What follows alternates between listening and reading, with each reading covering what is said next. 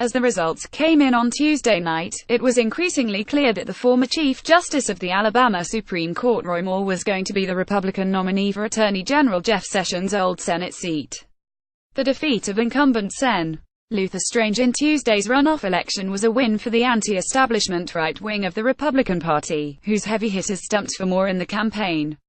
At a rowdy Monday night rally, former White House chief strategist Steve Bannon told a crowd in Fairhope, Ala, that the Tuesday night runoff would give Alabamians an opportunity to stick it to Washington elites.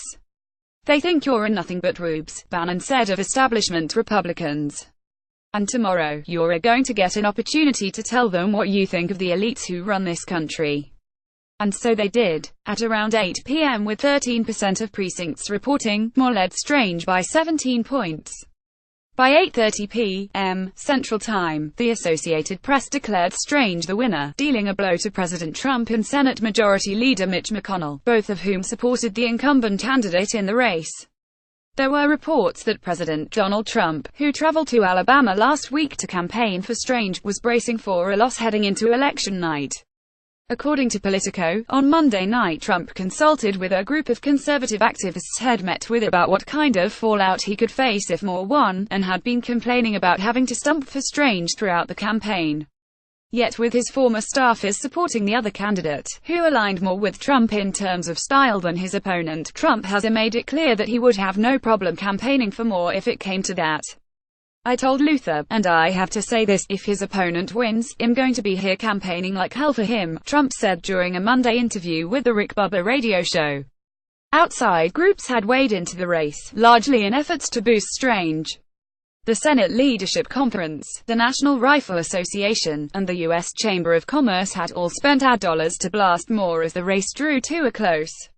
Those ads clearly didn't make a difference. And as political consultant and radio host Jack Campbell told Time, "People down here don't like people telling them how to vote." Sen. John Kennedy of Louisiana told Time on Tuesday that he did not believe the election would be a referendum on McConnell, but rather a mirror of the 2016 presidential contest. "The voters, the ordinary people of Alabama, are sick of Washington," Kennedy said. "They feel let down. They're trying to figure out if they just ought to throw up their hands and totally ignore Washington. They've been BS'd for a long time and they're naturally cynical." To voters in Alabama, too, Strange had baggage. Both his connection to embattled former Alabama Gov. Rob Bentley, who appointed Strange as the former Attorney General's office was investigating him, and his links to McConnell, who has been pilloried by Moore's supporters, were seen as negatives. If Moore wins the special election on December 12, which is very likely in this deep red state, it could mean trouble for McConnell when the fiery conservative is sworn in. Democrats in Alabama, however, are hopeful that with such a controversial character at the top of the Republican ticket, they could have a fighting chance. "I really think either way, Democrats are in a good position," Nancy Worley, chairwoman of the Democratic Party in Alabama, said in an interview with Time. Looking forward, Moore's win signals trouble for the Republican establishment that was already concerned about the prospect of vulnerable incumbents facing primary challenges from Moore-like characters. But if Bannon has his way, Moore's win is only the beginning, with reporting by Philip Elliott.